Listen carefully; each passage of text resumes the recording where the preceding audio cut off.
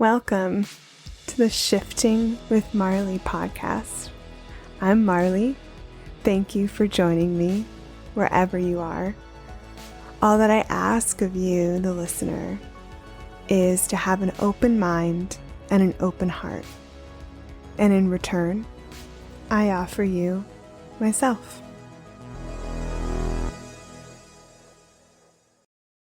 Today, we're going to unpack some of the core ancestral wounds hiding beneath the surface for many of us.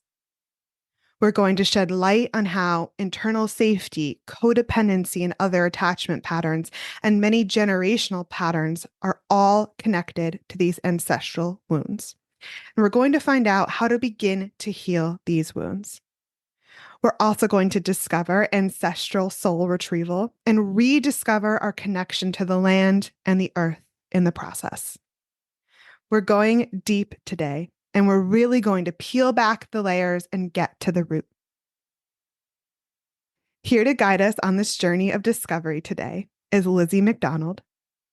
Lizzy is a holistic psychotherapist, spiritual teacher and healer, and folk herbalist. You may remember Lizzy from back in episode 21, Embodying Your Power, from back in 2021, where we talked about embodying sovereignty, setting boundaries, and calling back our power from all the places we give it away. Welcome back, Lizzy. Thank you so much. I'm really happy to be here with you again. Thank you so much for coming back on the podcast and gracing us with your presence again. I'm very, very grateful.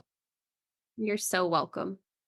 Lizzy, if you can believe it, it's been almost 3 years since our last discussion. And to me, it feels like those 3 years have felt like many, many lifetimes.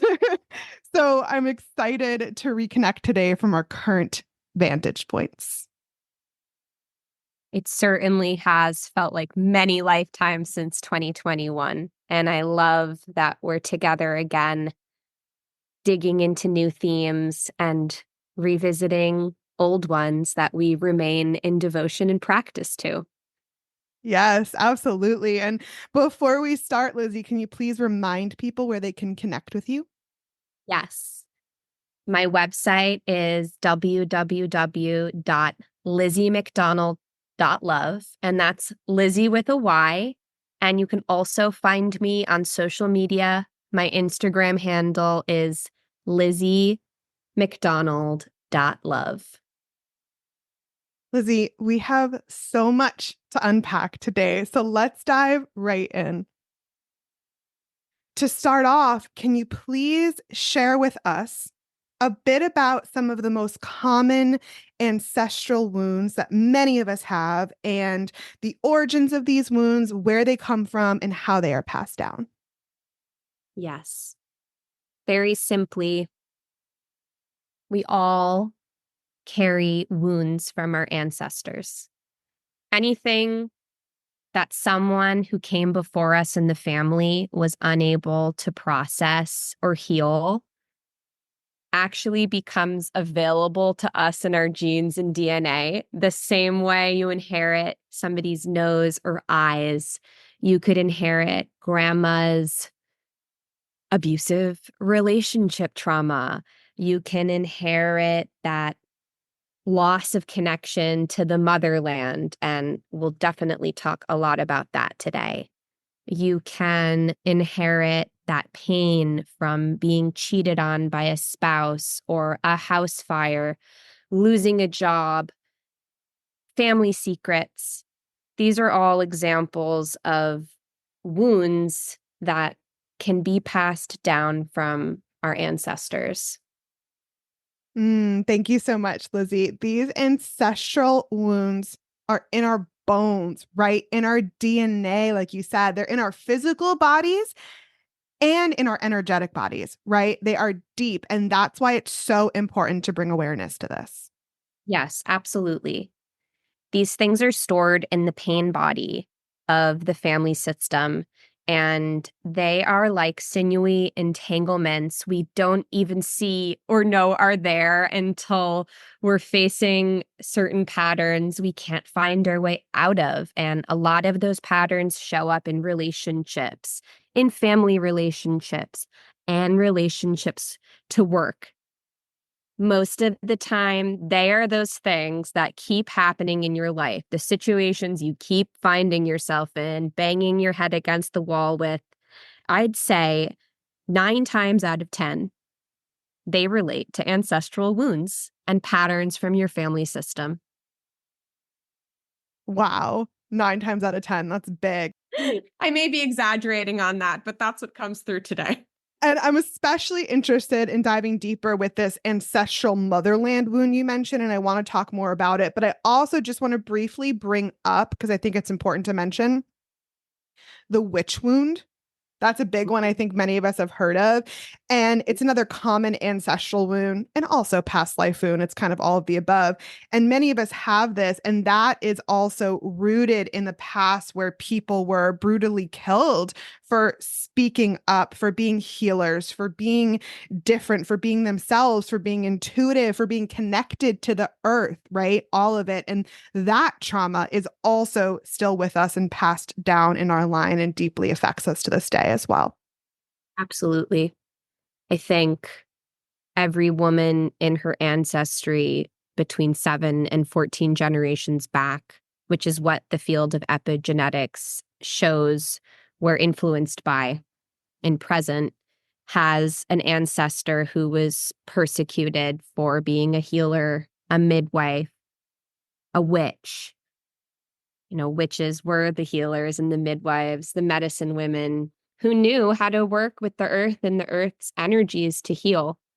And that's why I'm very proud to call myself a witch. I say I'm a full-time witch and a part-time everything else, including all of those titles you introduced me as. And that's part of my journey in healing the mother wound and the witch wound inside myself. That reclaiming of that title for yourself. Yes, absolutely. I'm a witch as well. Of course you are. Lizzy, can you please share with us? You started to touch on it, but talk a little bit more about how these ancestral wounds and this motherland wound or this mother wound that we'll call it, how do they affect us? Like, what are the symptoms? How do they express themselves in us? And what are some of the common patterns and behaviors that we see as a result of these ancestral wounds? Yes. If I'm going to talk about the mother wound, first I need to address the disconnection from the earth. Before we even talk about the ancestors, before we talk about the pain people have experienced from leaving their land, leaving the soul of their land, the food, the culture, the collectivism that just, let's face it, doesn't exist here in this very individualistic society where everything is commodified and monetized. We'll get to that. First, we need to address this mother wound that is common to all of us, which is disconnection from Mother Earth. And I'm taking a long pause here because in my mind, I'm seeing and I'm feeling all the ways people are disconnected from the earth. Very simply, not feeling the deep truth of this statement that we are alive because of Earth's benevolence. Every single thing that gives us life is because of Earth. And it is not common to see people, systems, institutions in service and acknowledgement of that very basic truth. How can we experience the soul of food, the soul of air, of fire, of water, when we're not acknowledging deeply and profoundly every day that these are the things that give us life? The earth supports us. it gives us life. I can't say that enough. I can't say it enough to myself, even as a practitioner that works with the earth and gives to the earth and worships the earth and works with the elements every day in service to myself and others. I never cease to be in awe of this truth that the earth gives us life. And it's not said enough. I've repeated myself probably 5 times now. And I hope in repeating myself that as people listen, they can drop even more deeply into that truth. So there's this mother wound we all share, which is disconnection from Mother Earth. And no matter who you are, what level of practitioner in earth medicine you are, it is a lifelong practice to be healing this mother wound. Because we were born, those of us who were born, especially in this country, into a world where we can have anything we want at any time without zero sense of where it's come from. We depend upon all of these things that are so far removed from the earth, we would never even know that they came from it. You know, I'm looking around my room right now and I can't tell you where most of these things came from, but they all did come from the earth. There's that missing connection, and that missing connection yields this soullessness in things that's really significant.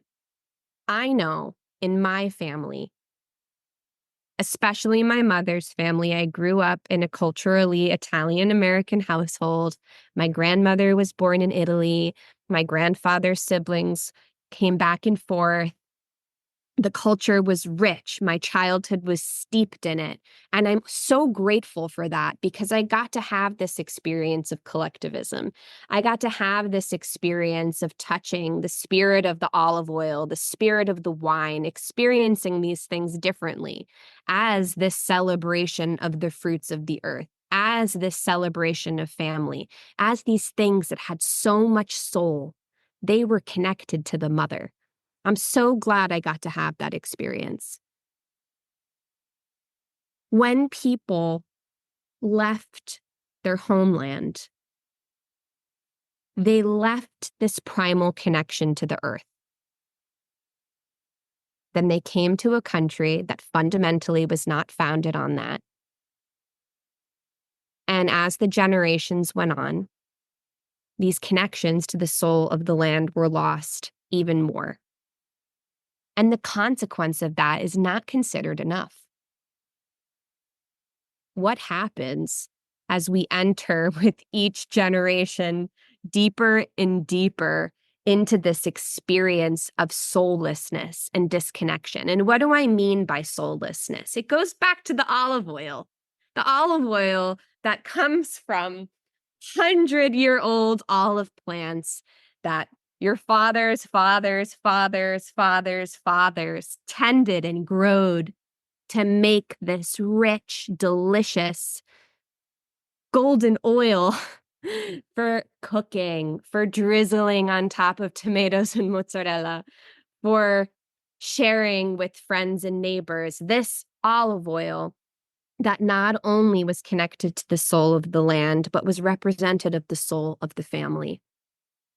Yeah, you can go to the store now and you can get this Bertolli olive oil, but it was manufactured somewhere in a factory, and it's using the olives that were the dregs of the olives from some country that get sent to the United States. Literally, olives and grapes that get sent here to make olive oil and wine are like the lowest class olives and grapes that can be sent here. And I feel like even that is just so representative of the fact that, oh, we'll send to the Americans this crap grape and this crap olive because they don't care. They just want 500 million bottles of olive oil to sell so these corporations can make money. They don't care about good food that contains life and contains soul. They just want to sell, sell, sell and make money And maybe somebody, some wellness company might say, oh, we're selling this because it contains the spirit. But even that is a marketing ploy to make more money. I was recently in Italy on this ancestral pilgrimage, and what struck me the most was how amazing I felt eating foods that would just make me so sick in this country. I mean, I woke up every morning and I had espresso with cornetto, which is like a cream-filled croissant. And once my mind got past the idea that I was loading up on caffeine and sugar every morning, I felt great. That croissant filled me up. It sustained my energy until lunch, where we would sit down for 4.5 hours and have like a 5-course meal that included wine and meats and breads and cheese and pasta and dessert. And I was shocked how much I was eating. My mind is so influenced by wellness culture and this idea of what foods to eat, which, when you think about it, is also rooted in somebody trying to make money. That I struggled to enjoy those first couple of days in Italy, this slow life experience of lunch, of stopping in the middle of the day to be together with friends and family and savor food together, to savor time together, to be grounded, to be still, to have the mind off of and away from work and this idea of productivity. So I got here in talking about the mother wound, and now I'm going to remember that so I can weave together a bit more what I'm saying and trying to say and illuminate through my storytelling with my family and this recent trip, is that there's a loss of soul that happens. There's a loss, and it leaves a hole. And that hole is something, on some level, all of us are trying to fill. And the loss is the nourishment of the mother. Whether the mother is the home country or the earth. The disconnection there that's embedded in our experience of reality in this country. We're all, on some level, seeking to fill that. We're all searching for the mother, longing for the mother, yearning for the mother. On this recent ancestral pilgrimage I went on, a lot of that yearning for me was finally met. As I sunk my feet into my native land, as I felt my ancestors in the wind saying, "Welcome home. We're so happy you're here." As I touched the native plants growing in the land where they're from, that my ancestors made medicine with. I come from a long lineage of herbalists. I didn't know that until recently when we had our family ancestry done, that for thousands of years, our family have been herbalists. And that when I picked up plants in this country, it just, like, some people are good at math, like they just have a knack for it. When I started working with plants, it was just so second nature to me. And that working with plants, of course, here in the northeast of the United States where I reside, there are a lot of European plants that European people brought here because they were foods and medicines. And many of those plants I've chosen to work with over the years as a way to, like, satisfy this yearning. Like, if I can just work with these plants of my homeland, I'm so desperate for this connection. Working with those plants was part of my yearning. Getting to be in my own motherland, connecting with and working with these plants in their own native soil really satisfied and filled some of these mother wounds that were lingering inside of me. Now I've come home. I was away about a month ago, and I've been doing my best to stay with that, to stay with this feeling of satiation that I experienced drinking from the teat of the wine vat and the olive oil vat and, you know, all the delicious, fresh buffalo mozzarella. And I've tried to stay with that as long as I can. And I'm just so present with the soul sucking presence that this, this place we live can be. This energy of wanting to pull me out of that incredible experience of wholeness and nourishment from the mother into this mindset and energy of needing and wanting more. You know, that's another piece here, is that our economy is fueled by soul loss. Like everything that's being sold to us and marketed to us is preying on this fact that on some level we are yearning and we do feel empty. And that's another interesting thing to think about. Yeah, Lizzy, I'm over here getting emotional. I'm so happy, so happy and grateful that we're bringing awareness to this today. I think it is so important and so needed. Thank you so much for being so raw and vulnerable and open and sharing everything. So, just so I have this right, tell me if I have this right. These ancestral wounds, such as this mother wound, leaves a hole in us that is passed down among the generations, passed between the generations. And we have been trying to fill this hole in unhealthy ways. Is that right? Can you maybe talk to how we've been trying to fill this hole in this Yeah, country? absolutely. So there are so many types of ancestral wounds. I think it's good to focus on this one. It's very relevant for me right now. And again, here, I just want to acknowledge that I'm speaking from the perspective of a white woman of European descent. So these things I'm saying may not be true and resonant for everyone. I want to acknowledge that. I do believe something we all have in common, though, is this mother wound of disconnection from the earth. And whoever you are, these traditions and nourishments that came from the land and your ancestors have been short circuited in some way. So hopefully, whoever you are listening to this, you can find a scrap of resonance. You can apply it to your life, to your story, and just understand that this is my story. Yes. So there's this mother wound and there's this yearning.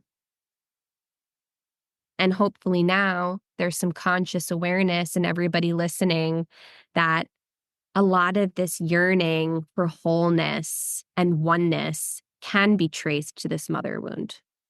And so many sufferings come from this longing to be whole, to be reunited with the mother.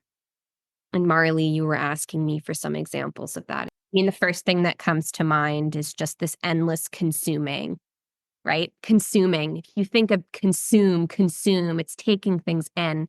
Just this vacuousness to consume stimulus, whether it's binging on Netflix, whether it's indulging in food, drinking, drug use, sex, relationships, desperation and neediness for validation, attention. These are all examples of things that people do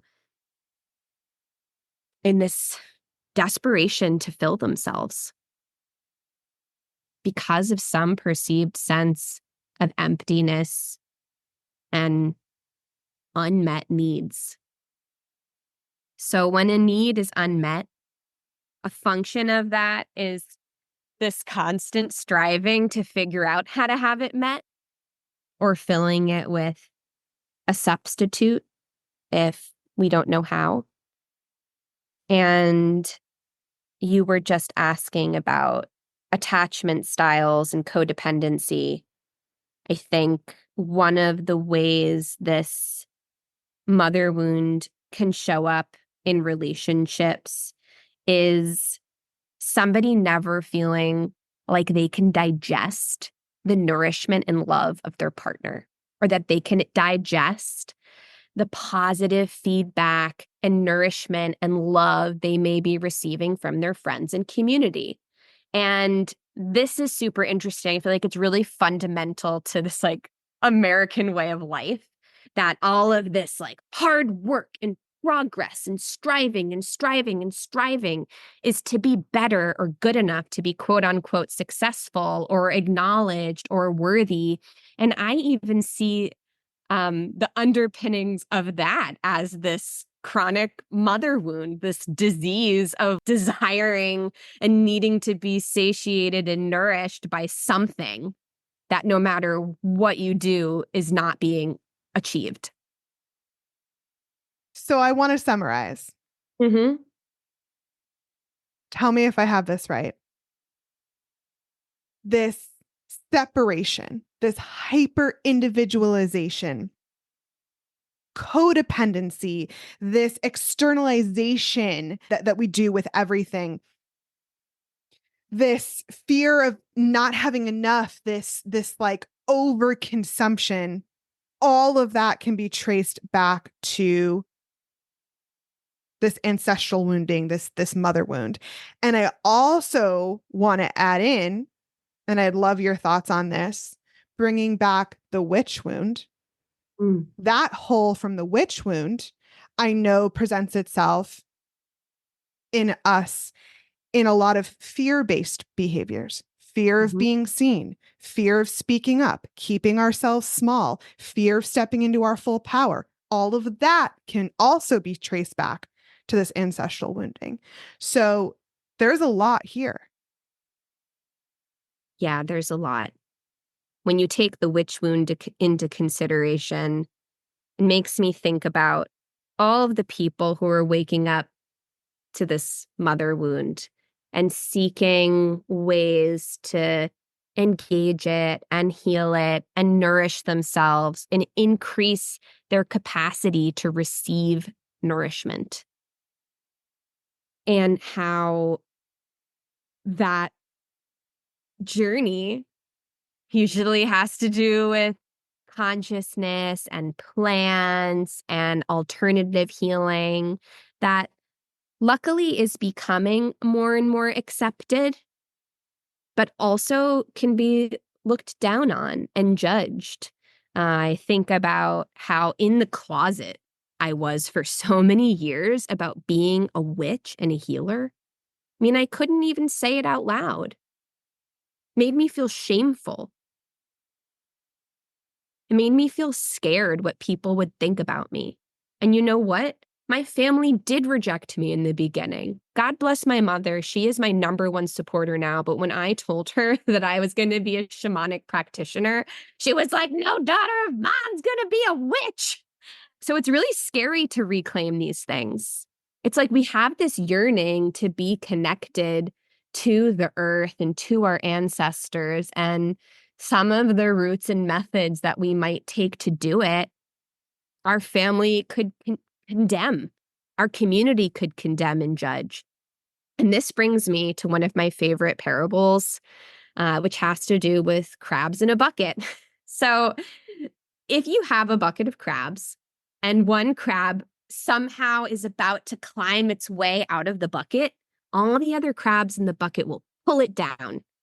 And this story is often told in family healing, ancestral healing circles, because when one person begins to heal and reclaim their ancestry, reconnect to the mother, even though the family system is suffering from these same wounds, they might persecute this person or try to drag them down or exile them.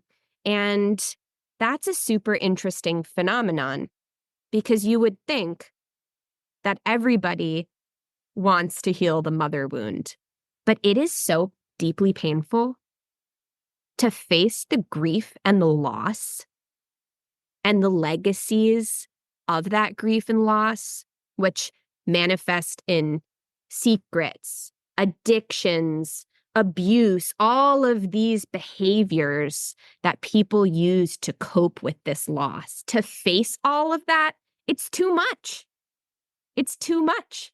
So when folks do try to pull themselves out of the bucket of this, cesspool of crabs in the bottom of the bucket that are symbolic of the dysfunctional family system, all these entanglements, this being, trapped more or less in this, this bucket.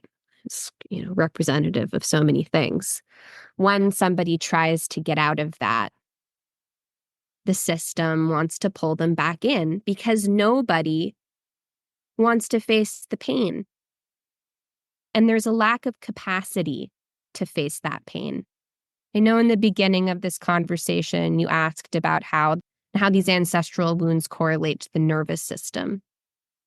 And our nervous systems only have a certain amount of capacity.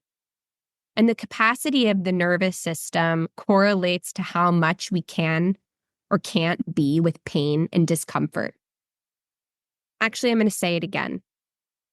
Every nervous system has a certain capacity. And that capacity correlates to what degree someone can or cannot be with discomfort. So all those crabs in the bucket are like, hell no, we don't have the capacity to face that stuff.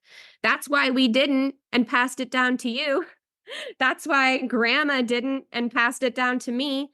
But it's important to acknowledge here that grandma didn't because she was moving from another country. She was in the midst of that loss. She came here and, maybe grandpa had to build a lot of stone walls or lay the bricks of New York City, which was, the case in my family, to just put food on the table. They didn't have time to deal with things. So we're seeing now this uptick in ancestral healing, interest in ancestral healing and healing of these wounds, because now we have the space. These themes are becoming more mainstream. Everybody knows the word trauma, and there's just way more privilege now because our ancestors did the dirty work to give it to us, for us to look at our problems, our addictions, the current state of affairs, which are a hot mess, and say, oh shit, we got to do something with this. And a great place to start is looking at this mother wound, that it didn't start with you, and there are things that you can do about it. I feel this deeply. We're ready, Lizzy. Yeah. And I want to touch on this loss for a minute. You've mentioned it a few times, all these different things that we've lost. So we've had soul loss as a result of these wounds, right? We have lost our connection to the land, to the motherland, to the earth. We've lost this collectivism that you mentioned, right? So here's a big question, Lizzy. Now that we are ready, now that we know what we've lost, how do we repair and get what we've lost back? It's a great question. And I don't expect that everybody can travel to their motherland and touch the soil. But if you can, I highly recommend it. Let's get into some other ways. The first one is acknowledging this loss and this yearning. And if you're not resonating with this idea of soul loss due to the mother wound, I just want to share that soul loss is something that happens when anything unwanted happens to you. A little piece of your soul can fracture or fragment, and it leaves a hole. And that hole becomes an entry point for disease, dis-ease, not just disease like sickness, dis-ease like depression, rage, suffering, just various types of difficulties. Coming back to this question, what do we do about this? The first step is bearing witness to it. I've got this soul. It's missing some pieces due to the various shocks and losses and hardships I've had in my life. It is what it is. No one's exempt to that. And I've learned how to scrap by and survive by perhaps plugging myself into different conveniences that this world affords, by forming relationships that might plug into that hole and, temporarily make it feel better. So, like I was saying, the first step is acknowledging this soul loss. And the second step is becoming curious about it. Where have some of these holes come from? And today we're focusing on this mother wound, this disconnection from the earth, whether that's the earth you're standing on right now, or it's the earth that your ancestors came from. So I do want to invite people, as you're listening, to pause, feel yourself as a human being standing on this earth, acknowledging that literally every aspect of your existence depends on the earth. And this is a practice. This is a practice to start mending those holes. They don't go away in a flash. Healing is a practice that we're engaged in for a lifetime. There's no destination, just this practice of acknowledging, sure, there's holes, there's loss, and acknowledging that there's also this divine mother who's here to help fill you up. Acknowledging there is an army of ancestors who stand behind you, who have your back, and also can fill you up. This is the fundamental practice, is connecting to that. And having grace with yourself for all your addictions, your phone addiction, your food addiction, I don't know, maybe your drug addiction, your drinking, your smoking, your binge watching of TV, your toxic relationships, maybe your witnessing of yourself not being the best person, parent, partner that you could be, especially because those of you listening are going to be very heavily influenced by all of this, consciousness expanding information that's at our fingertips on the internet about how to be the best. It's not about being the best. Some of these holes might never be filled in this lifetime, and they don't need to be. Because like I said before, many of us are going first. We're the first ones in a long line of ancestors to be able to face and see that this is going on at all. And we need to have a lot of grace with ourselves. And this very simple practice of saying, oh my God, I literally exist. Everything in this room exists because of the benevolence and fundamental abundance of the earth and my ancestors. That's it. Now, they're behind you right now. You could even look over your shoulder and say, hello, I see you. I acknowledge you. And entering into that dialogue with the earth, with your ancestors, That's the practice. It's really simple. Where does ancestral soul retrieval come into play in this practice? As we connect to the earth more intentionally, and as we connect to our ancestors more intentionally, we do begin to reclaim some of the soul that's been lost. As we consider what foods did our ancestors eat? What were their traditions? And we research it and we start to practice. We also begin to retrieve and bring back into our lives the life, the soul.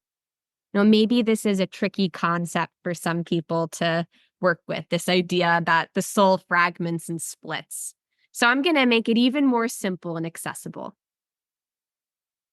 There's life in the olive oil from the grandfathers in Italy, and there's no life in the Bertolli.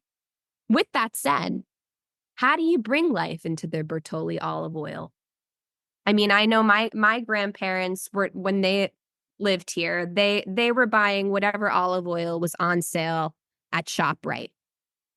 And it still had life in it, right? It was still the sacred olive oil. But then, maybe that was lost a little bit in my household. And by the time I was pouring olive oil on things in my kitchen, there was a disconnect.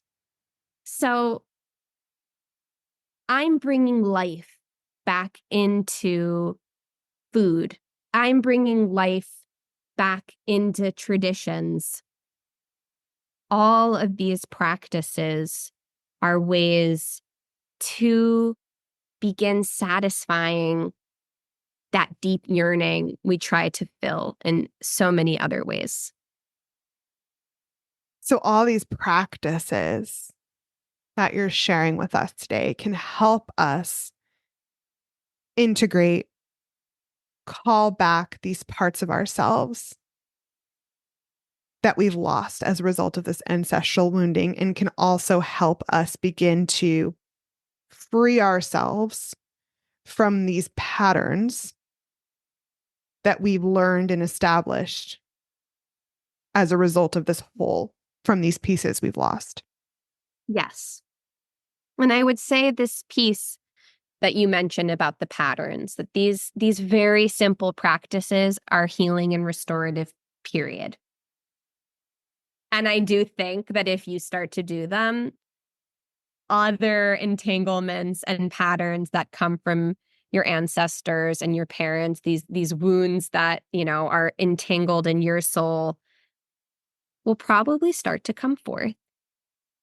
And that healing journey is certainly related, but, distinct in other ways. You can't necessarily disentangle yourself from a toxic relationship pattern that's been repeating in your family for 7 generations just by eating a cannoli. But it's a start. It's a start, and it's also a very significant practice and part of the puzzle of healing the mother wound. I love Right. it. And Lizzy, how else can we begin to heal these wounds and free ourselves from these patterns? Are there any other tools you recommend? And I want to highlight perhaps some of your plant wisdom. So again, the first step to healing is always consciousness. Hey, here's this thing that I'm doing and I keep repeating. Step 1. Step 2 is meet that with compassion and understanding. Okay, well, it makes sense I've been doing this. I learned this. I've adapted this strategy into my life as a form of survival or to meet unmet needs for myself. So that's step 2, is this compassion and understanding and curiosity, really becoming literate about what this pattern is. And then the third step is being willing to heal, surrendering, turning it over, turning it over to the ancestors. Like, hey, this did not start with me, and I am not loving that I keep getting into relationships with this type of person, or repeating this pattern at work, or living with money scarcity, or muting my feelings with food. I mean, gosh, there are so many examples. I'm not loving this thing that I'm doing, and I'm willing to have a different experience. And then there are different practices and modalities that one might engage at this point to help bring that shift into place. One, of course, is turning it over to the ancestors, humbly asking for help from the spiritual world. And then another piece of it is finding a skilled practitioner who can help, you disentangle from some of these patterns, because even though they come from the ancestors, they are also wired in your mental body, your emotional body, your spiritual body, and you're going to need to do work to forge new pathways of relationship to life to come out of those entanglements. As a practitioner, I support people with this work in many ways, starting with step one, which is just bringing consciousness online about a repeating pattern. Because not everybody is going to notice that themselves. Sometimes you really need a therapist to hold the mirror back to you and say, hey, I've noticed ... that you're repeating the same pattern in every new job you get, and repeatedly finding yourself as the victim of outside circumstances and ... Again, not going into specifics, because I want people to really think as they're listening about what are some of these repeating patterns in my life. And supporting people as a practitioner to bring that gentleness and compassion online and explore where these patterns came from. And that's a huge part of the healing, is looking at that. Here's this issue, this pattern, this dysfunctional relationship dynamic. Okay, what's it look like in your life? And following the thread of that back through time to maybe the origin story of where you absorbed that pattern in your life or your family system, and working to resource yourself in that moment. A lot of this ancestral healing work is a bit like time travel. It's going back to that point in time where you took on this pattern, or this pattern activated in your soul. And what did you need in that moment? How do we give it to you now? How do we communicate to your system that you have this, so that your soul and your body can stop perpetuating this loop of trying to resolve this pattern, and meet this need, right? Fill this hole. How can we help you? I always say put a stick in that never-ending loop and see the possibility for something else. Another really beautiful practice for ancestral healing is something called family constellations. And I was really lucky to participate in so many constellations with my dearest mentor, Gail Gorlick, who passed away in October. She was like, my gosh, just a family constellations legend. She facilitated these incredible ceremonies where family patterns were almost acted out on a stage. It would take a whole other episode for me to explain what they are, but the result was the disentanglement of these energetic patterns in the family system that gave people freedom. I facilitate constellations different than how Gail did, but with the same energetics. And that practice really disentangles the energy in the spiritual field, which then trickles down into the mental and the body. As a practitioner, I really fuse that spiritual healing work with the clinical. It's why I'm also a holistic psychotherapist, and I practice somatic experiencing as well with my clients to bring the work to the body. I think that you need to hit the mind, body, spirit with this stuff. It's one thing to disentangle in the spiritual field, but then how do you integrate that? How do you work with your neural networks to establish new pathways of thinking and relating to life? How do you go into the body and allow the body to complete the loop it's so desperately trying to fill with these patterns? The mind, body, spirit healing, the connection. I love it. Yeah. The trifecta. Trifecta. And Lizzy, I know you work with a lot of plants and I know you work with a lot of flower essences. Do these come into play as well with this healing? And I'm especially interested in flower essence because I just started working with them myself recently. Yes. Oh my gosh. There's just so many things I could talk about, is what I realized when I do these interviews. Thanks for bringing it back to plants. When I was in Italy this year, I made a beautiful hawthorn flower essence. And a flower essence is a vibrational medicine. Every plant, every flower has a specific resonance, it has a specific energy. And a flower essence brings into water, as sunlight filters through the plant into the water, it attunes the water to the frequency of the plant. And everybody has a different frequency. So the right flower essence for somebody is something that's going to bring their system into greater balance and harmony. Yeah, as I was saying before, my personal approach to working with ancestral wounds with myself and with my clients takes into account the mental body, the emotional body, and the spiritual body. So in the emotional body, we have all of these currents of emotions. We contain these tracks that the emotional waters can stream through. And a lot of those tracks, those emotional tracks, are correlated to these wounds. They can be emotions, unprocessed emotions that were passed down to us. They also are emotional patterns that we learned in this lifetime.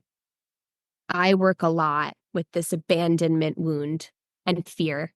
And flower essences are my go-to remedy for whenever I'm having intense and distressing emotions. And this is my favorite way to work with someone with their emotional body. I like to give my clients a flower essence prescription. And the way that I match the right flower to the person is through my own intuitive method.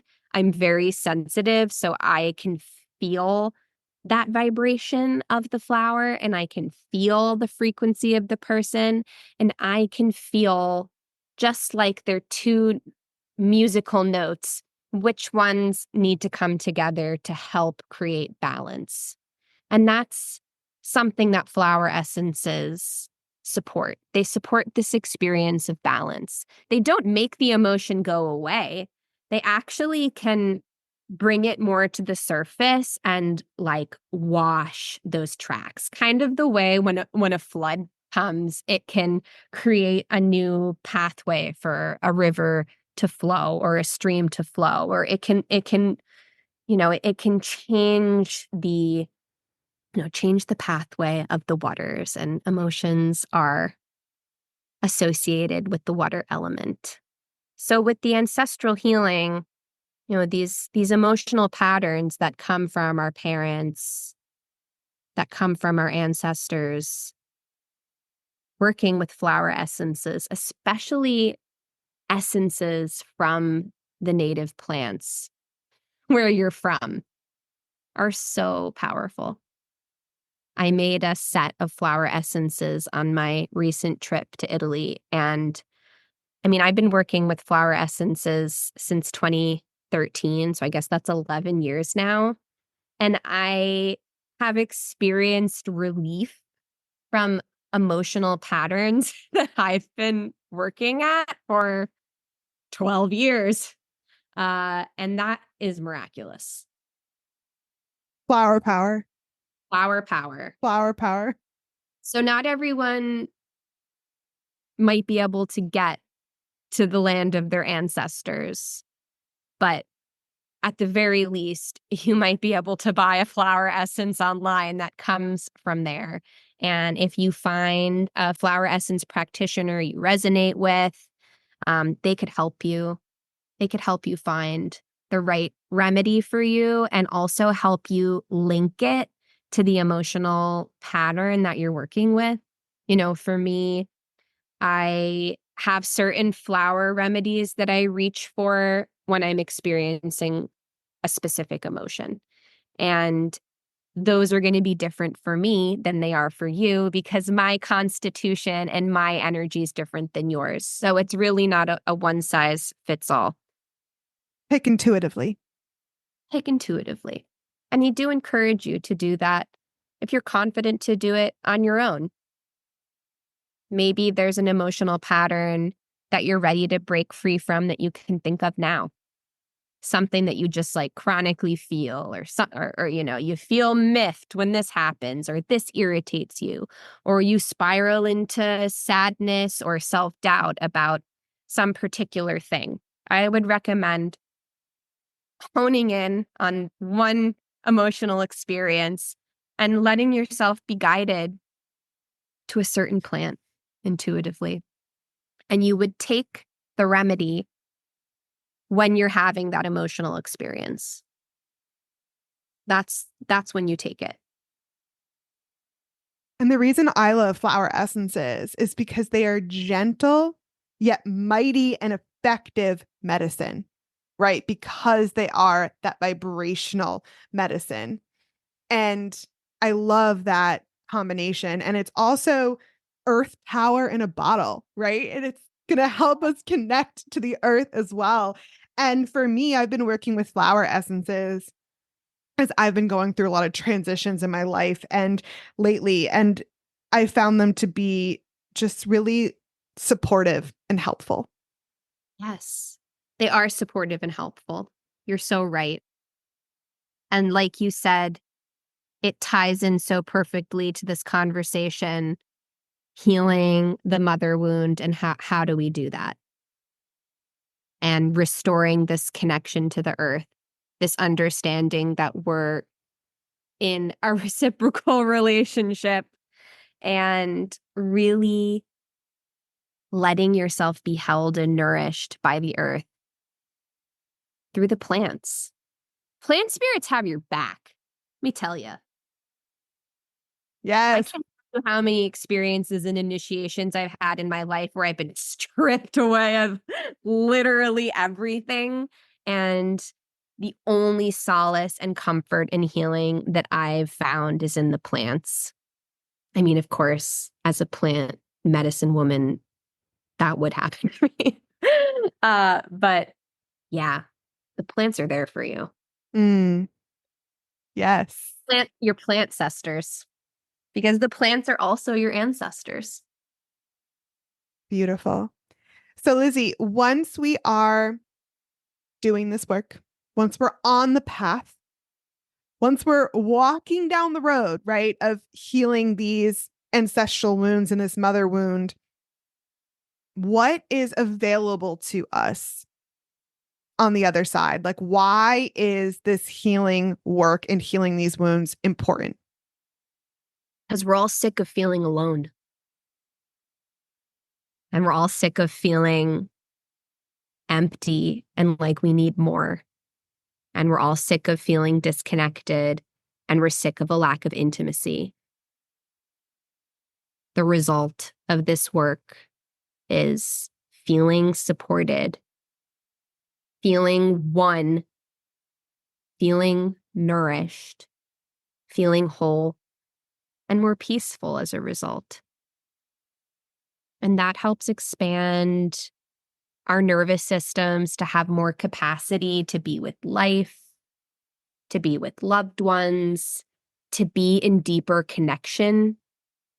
Because our ability to be in deep intimacy and connection also correlates to the capacity we have in our nervous system.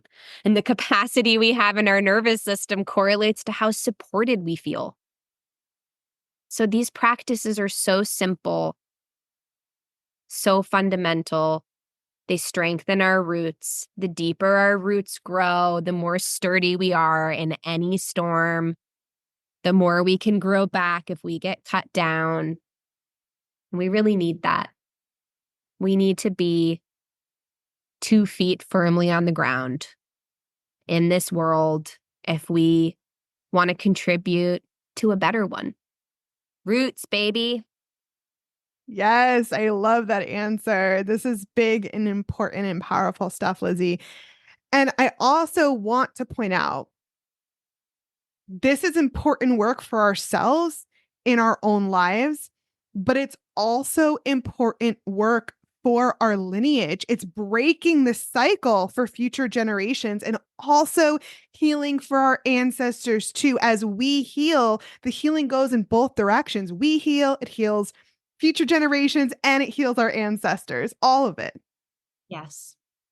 7 generations before and 7 generations back is what they say. But now I've heard it's 14 generations back and forward. I'm going to go with that one because it's bigger and I like it. Yeah. Breaking the chains, liberating the soul. You get to feel the result of that as you experience a more peaceful and grounded life. And whether you have children or not, this healing will trickle down to the younger generations in your family. And it's hard, dirty work, for sure. It can be. But someone's got to do it. And, I'd say that's what we're here to do. We're made for this, and no one ever said it was going to be easy, right? No one ever said it was going to be easy, but you know what? Maybe in 500 years, people will be having an easier time, and we'll have helped create that with our fearlessness and bravery to look at what is, to be that crab that's like, I'm getting the hell out of this bucket. Ain't nobody pulling me down. Even if then it gets out and it's alone. Because that can happen. It can be lonely to get out of the bucket. And that's why it's so important to be in devotion to your connection with the earth and your ancestors and the plants. You will never feel alone in that. So when you're feeling alone, think about your ancestors. Feel your feet on the ground, look around you, and acknowledge that everything that gives you life has come from the earth and your ancestors. There's some saying where you are your ancestors' dream. You came from them. And sit with a plant that draws you in. Say hi to it, thank it, and just be. It's as simple as that. And then get a therapist. Lizzy, this is big. And I think this roadmap is really, really helpful for people. And I do wish this healing for everybody, truly. And I know you've been focusing on this a lot in your own life recently, especially with your recent ancestral pilgrimage. And I'm curious, now that you're on the other side of your pilgrimage, how do you feel? How do you feel on this other side? How do you feel in this post-pilgrimage integration period? I felt so elevated when I got back from my trip. I felt more grounded than ever, but I also felt like a great giant bird circling my life with this razor sharp vision. And I wasn't ready to land. even though I was more grounded than ever, I wasn't ready to land, and I'm still not. I'm staying in the sky, and I'm allowing my life and my reality to rise up and meet me there in this new dimension of reality, this elevated state. And I'm going back to Italy in 3 weeks with my entire family. We're Wow. going to my grandmother's village. And in typical Italian fashion, dysfunctional Italian fashion, there are people that don't speak to each other, and we're still all going together. It's people that don't like each other.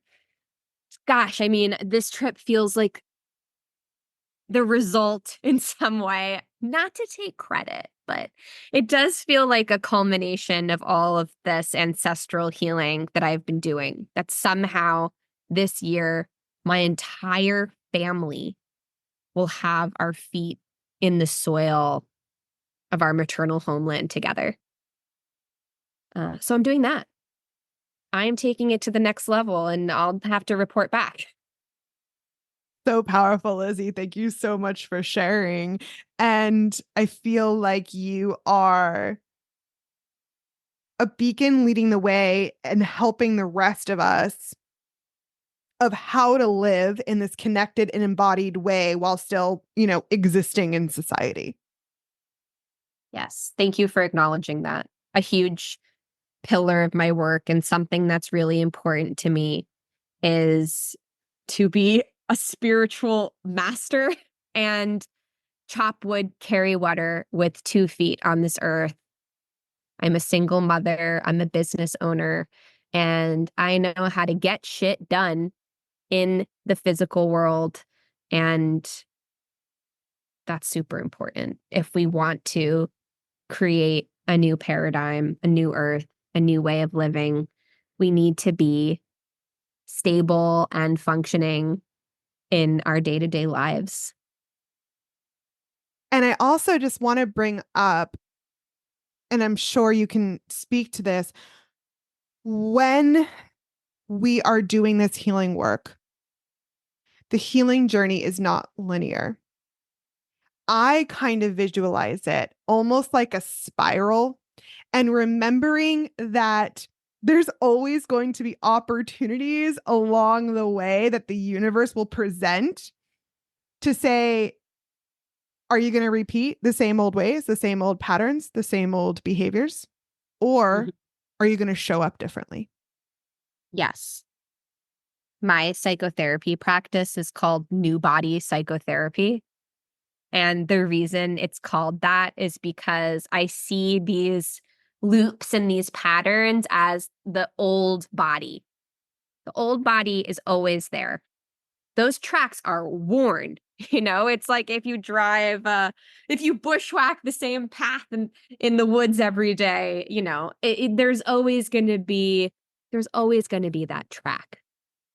And the new body are these new pathways that we're creating and connecting to, and sometimes rewilding to. We're coming back to the new body. Yeah, and that old body, it's always there. These patterns and loops can be like an never-ending echo chamber. Like they're always there. What changes is that you become a master of them. It's like, oh, here's that old money scarcity feeling that I trend towards reacting to with some kind of panic, or here's that old abandonment fear that sneaks up on me. You fill in the blanks here. What's changed is you have space to be with that. You see it, you recognize it, and you know how to come into the new body. You've got this new body technology that you've installed, but then you need to run that program. So you get to know the old body really well. And that's that consciousness piece, coming into consciousness about these patterns I was talking about before. You know the map of the old body. And then you've done all of this work to create the new body on the other side. And you forged all these pathways, right? That's the practice, is how do you get from the old body to the new body? And yes, the universe will put opportunities in place for you to do that again and again until you get really good at it. And it's a lifetime practice. And then there's that difficult time where you like have the new body technology, but you have no idea how to get from the old body to the new body.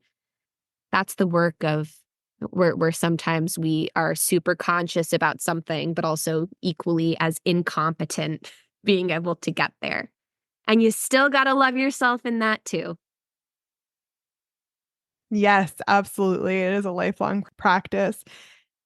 And Lizzy, I'd love, as we end today, to bring it to a higher level perspective, some visioning, if you will. What do you think the world would look like if we collectively healed these ancestral wounds and these generational patterns and cycles and reestablished our relationship with the earth and the connection to the land? We'd have space to be with life. We'd have space to receive and give love and really digest it, really experience intimacy. Our nervous systems would be calm and regulated, and we'd be able to face hardships with equanimity. One of the images that I see is of a mother and a child. The child is having a tantrum. The child is throwing toys and frustrated, and they want to get their way. And the mother is sitting with that child, spacious, regulated, and able to be with them in their pain and frustration, supporting them and helping them feel not alone. And then on top of that vision, I see pain in the world, war, things that break our hearts that we see on the news. And we're able to see that and be with it. And in this spaciousness and being able to witness the pain, the grief, and hardship, we all begin to heal even more. Because when we can really be with things, even when they're uncomfortable, when we can really be with things, even when they're uncomfortable, we stop needing to react. And reactions to the discomfort of pain and loss and trauma create more wounding, create more warring, create more disconnection. It's why I am such an advocate for these simple practices that start with the individual. Because if each individual can expand their capacity to be with life in all of its discomforts, and that doesn't mean that you're like, it's okay that these things happen.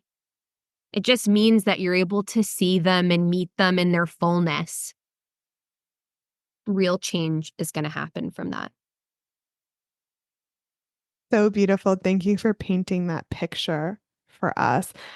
I also think we'd be able to tap more into and receive, unconditional love, unconditional safety, unconditional abundance that's available to us on this earth. And we'd be able to find more loving and supportive community too, which I think we're all seeking, and also tap more into our ancestral wisdom as well. I can really see it in my mind's eye, and it's beautiful. Well said. It's like the more spaciousness we have to sit with and be with these things, the more we're able to truly receive unconditional love, right? Like you're saying, that nourishment and abundance. And if that can really be received and digested, then people are going to stop needing to seek outside of themselves so much. Lizzy, thank you so much for being here today and coming back on the podcast and sharing yourself and so much wisdom with us. I'm eternally grateful. You're so welcome. Thanks for having me. I want to say one more thing.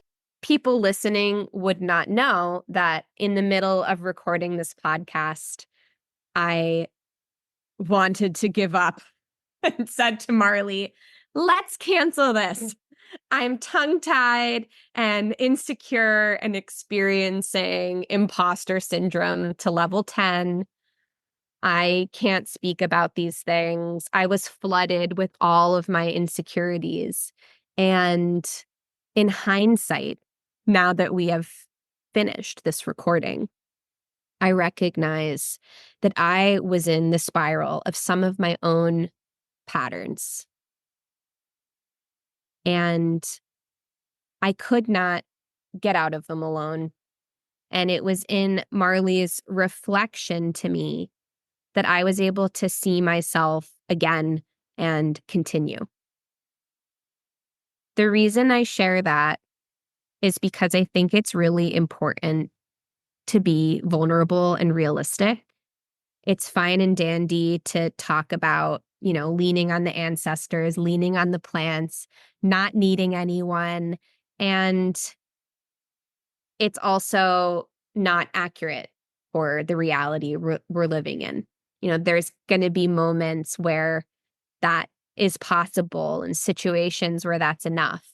But the only way that we can get there is through relationship, through healing in relationship, through finding and creating safe connections with friends and community members that mirror to us who we are again and again and again until we can really see that ourselves. And I just want to thank you, Marlee, for being a person that does that for me, who sees me in a way that's helped me see myself and live my purpose with more strength and power.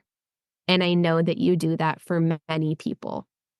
And that part of your podcast is that empowering and lifting up folks like me who have a message to share and need to be seen and validated, just like anybody else might, to get there and help create a better reality. Thank you for being so vulnerable, Lizzy. I love you. I love you too. You're welcome. I have one final important question for you today that I didn't get to ask you last time. What is your vision for the future of humanity and the earth? Spaciousness. It just builds off what I said before, that individuals can come back to this place of space and neutrality and hone that ability. I don't know what it would look like after that, what changes would happen. And I don't even want to project my ideas or visions onto it. I know the feeling of spaciousness in myself, and I've witnessed it in my clients. I've witnessed it in my teachers. And I'm willing to be surprised by what the world could look like if we all had vast spaciousness and capacity to be with what is. I'm willing to be surprised by the beauty and splendor that might be beyond my wildest imagination. This human experience is a wild ride. There are so many layers and intricacies. There is so much to discover. And the earth is here to hold us through it all. Our ancestors are here to hold us through it all. There is so much beauty and abundance available to us on this earth, and we are all deserving of that beauty and abundance and also safety and connection. Let's rediscover our roots, retrieve what we've lost, and come back to our connection to each other, to the land, and to our ancestors. I'll end today with a quote from Mark Wolin. Our healing journey is an act of love, not just for ourselves, but for those who came before us and for those who will come after us.